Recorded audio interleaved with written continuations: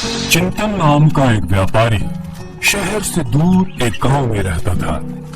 वो अपने गांव से शहर में व्यापार करने जाया करता। व्यापार के लिए उसके पास एक गधा था, बाली। चिंतन बाली पे सारा सामान लाद के उन्हें शहर ले जाता। शहर जाने के रास्ते में उन्हें एक नदी को पार करना पड़ता था। चिंतन बड़े आराम से अपने गधे को नदी पार करवाता। नदी पार करके वो शहर पहुंचते। शहर में चिंतन सारा सामान दूसरे व्यापारी को बेच देता और फिर चिंतन और बाली वापस घर की ओर चल पड़ते। बिना भार के कितना अच्छा लग रहा है। मालिक मुझ पे कितना भार डालते हैं। मेरी तो टांगे भी नहीं हिलती। मुझे मेहनत करना बिल्कुल पसंद नहीं। जब वो लोग घर पहुंच जाते तो चिंतन गधे को पेट भर खाना देता। चिंतन अपने गधे का बड़ा ख्याल रखता क्योंकि उसे पता था कि उसके व्यापार के लिए उसे गधे की बहुत जरूरत है। अगले दिन चिंतन ने बाली पर 8 कपास की बोरियां लादी। अरे बाप रे, 8 बोरियां। पर मुझे इनका भार क्यों नहीं लग रहा? लेकिन जो भी हो, शहर तक तो चलना ही होगा ना। और रोज की तरह चिंतन बाली के साथ शहर गया और कपास बेचकर लौटने लगा। रास्ते में उसे अपना दोस्त कुंदन मिला। अरे चिंतन भाई, कैसा था आज का व्यापार? ठीक ही था। क्यों, क्या हुआ? तुम्हें सही दाम नहीं मिला क्या अपने सामान का? अब कपास का कितना दाम मिल सकता है? वो भी है, तुम नमक का व्यापार क्यों नहीं करते? आजकल शहर में नमक की बहुत मांग है और दाम भी बहुत अच्छे मिलते हैं।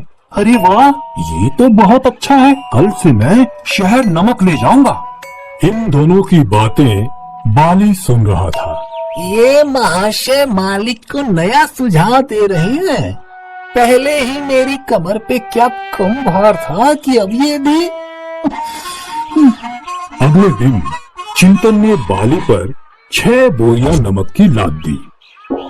अरे बाप रे, इतना भार! मैं तो चल भी नहीं पाऊंगा। चिंतन ने बाली को खींचा, लेकिन वो फिर भी नहीं चल रहा था। तुम बहुत आलसी हो गए हो। चिंतन ने बाली को छड़ी से मारा। थोड़ी दूर चल के मालिक मुझ पे इतना भार डालते हैं और फिर अगर मैं ना चलूं तो मुझे मारते भी हैं। हे भगवान, मेरी मदद करो। मुझे इस काम और इस भार से मुक्त करो। वो लोग नदी के पास पहुंचे। अरे बाप रे, आज तो नदी के पानी में बहाव है। मुझे बहुत आराम से नदी पार करनी होगी। बाली, आराम से। चिंतन ने नदी पार करना शुरू किया।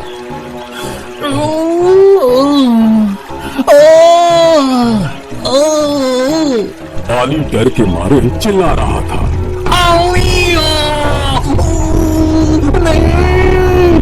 और डर के कारण उसका पैर फिसला।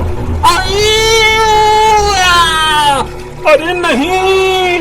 चिंतन ने बाली को किनारे खींचा और उसने नमक की बोरी खोली।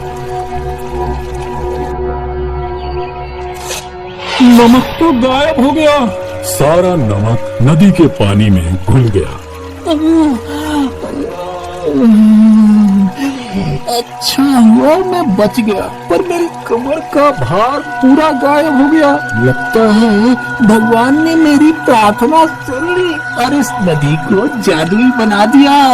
बहुत नुकसान हो गया, लेकिन कोई नहीं, कम से कम तुम ठीक हो। अब जब नमक है ही नहीं तो मैं शहर में क्या बेचूंगा। चलो वापस चलते हैं। दोनों ने वापस चलना शुरू किया। अरे वाह, आज तो मुझे शहर जाना नहीं पड़ा। और अब पूरा दिन आराम भी कर सकूंगा। अगले दिन चिंतन ने नमक की 5 बोरियां बाली पे लादी। दोनों ने चलना शुरू किया। नदी के पास पहुंचे। चलो अच्छा है, आज नदी का पानी कम है। हे जादुई नदी, आज भी मेरी मदद करना। दोनों नदी में उतरे और बाली फिर वही पानी में बैठ गया। फिर से? पर कैसे? और दोनों वापस घर लौट आए। अगले दिन फिर वही हुआ। बाली फिर पानी में बैठ गया। लगता है बाली ये जानबूझकर कर रहा है। बहुत आलसी है ये। इसे कल सबक सिखाता हूँ। अगले दिन चिंतन ने बाली पे 8 बोरियां कपास लाद दी। आज भार तो बहुत हल्का है, पर मैं शहर थोड़ी न जाऊंगा। मैं तो आराम करूंगा। दोनों नदी के पास पहुंचे। हे जादुई नदी, मेरी मदद करना। अब देखता हूँ। चिंतन वहीं किनारे खड़ा रहा और बालू नदी में कूद गया। पर इस बार जब वो उठा, अरे बाप रे, ये तो बहुत वजन हो गया है। हे भगवान, ये आपने क्या किया? मेरी मदद करना क्यों बंद कर दी? अब तुम ये सब उठा के शहर जाओगे। बहुत सयाने समझते थे ना खुद को, हाँ? बेचारा बाली इतना भार उठा के शहर की ओर चलने लगा। अब मैं कभी उस नदी में नहीं बैठूंगा। बाली ने अपना सबक सीख लिया। इस दिन के बाद बाली फिर कभी नदी में नहीं बैठा और चिंतन का व्यापार अच्छा चलने लगा। इसीलिए कहते हैं, आलस नहीं करना चाहिए।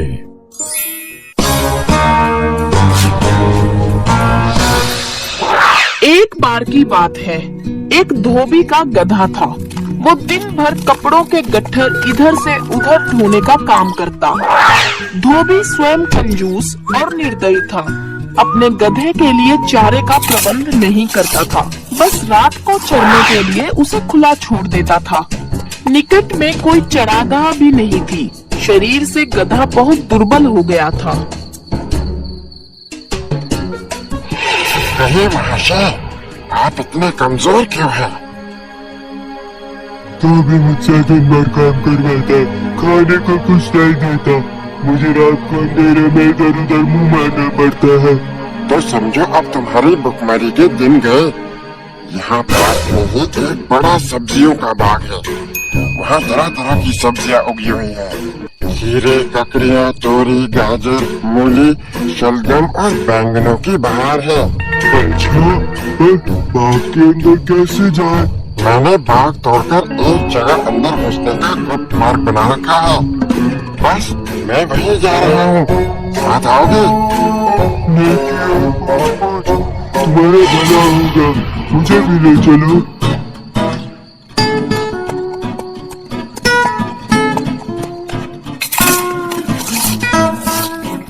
मजा आया? महीनों के बाद पेट भर कर खाना खाया। मैं तो तरस गया था।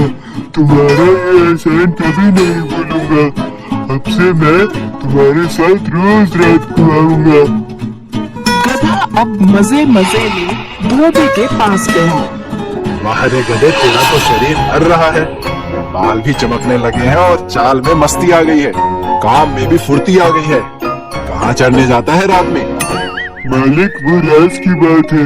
आप तो बस काम करवाओ मुझसे जितना चाहे। अब मुझे आपसे कोई शिकायत नहीं है। बस रात को छोड़ देना चलने के लिए। हाँ हाँ, मुझे कौन सा रात में काम रहता है जो तुझे रात में भी बांध के रखूं? एक की जगह 10 खेत चर के आ, मुझे क्या पता। बस ध्यान रखना, अगर चौकीदार के हाथ लग गया तो बहुत मार खाएगा। आप उसकी चिंता मत करो, मैं संभाल लूंगा। दिन भर काम करने के बाद रात को गधा जाकर अपने दोस्त गीदड़ से मिला। आज धोबी मेरी हालत में सुधार देखकर हैरान हो रहा था। होगा ही, तुम्हारी तबीयत अच्छी तरह हरी जो हो गई।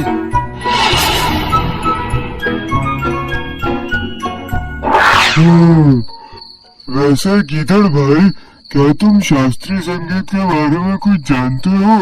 शास्त्रीय संगीत? नहीं, मैं तो नहीं जानता। कैसे जानोगे? भला तुम्हारे खानदान में कोई गायक ही कहाँ हुआ है? मेरे खानदान में तो मेरा पुरखे में शास्त्रीय संगीत गाते आए हैं। गधे, मेरा खानदान पे क्यों जाते हो? मेरा खानदान गायक भले न हो, पर चतुराई के नाम पे सबसे आगे होता है। मेरा खानदान तो मूर्ख लोगों की श्रेणी में आता है। ऐसा मैं नहीं, लोग कहते हैं। अरे तुम बुरा क्यों मानते हो?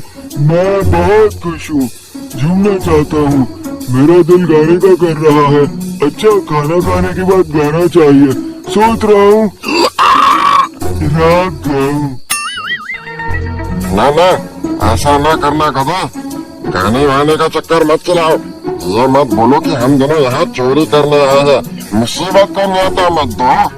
अरे मूर्ख गीदड़, मेरा राग सुनकर बाग का चौकीदार तो क्या, बाग का मालिक भी फूलों का हार लेकर आएगा और मेरे गले में डालेगा। गधे भाई, मुझे अपनी गलती का एहसास हो गया। तुम महान गायक हो। मैं मूर्ख गीदड़ भी तुम्हारे गलों में डालने के लिए फूलों की माला लाना चाहता हूँ। मेरे जाने के 10 मिनट बाद ही तुम गाना शुरू करना, ताकि मैं गाना खत्म होने तक फूल लेकर लौट सकूं। ठीक है, जाओ। जान बच्ची तो लाखों पाए, लौट की बुद्धू घर को आए। कूली नंबर 1, मैं कूली नंबर 1। ये आवाज शायद उसी गधे की है जो रोज हमारे खेत चढ़ जाता है। बहुत मस्ती चढ़ी है इसे। आज तो इसकी सारी मस्ती उतार के ही मानूंगा। अब कहाँ भागेगा? मार मार के तेरा भरता बना दूंगा। चौकीदार गधे पर ऐसे टूट पड़ा मानो जिंदगी भर का गुस्सा निकाल रहा हो। उसने गधे की हड्डी पसली एक कर दी। तो अब आप समझे, अपने शुभ चिंतकों की नेक सलाह न मानने का परिणाम बुरा ही होता है।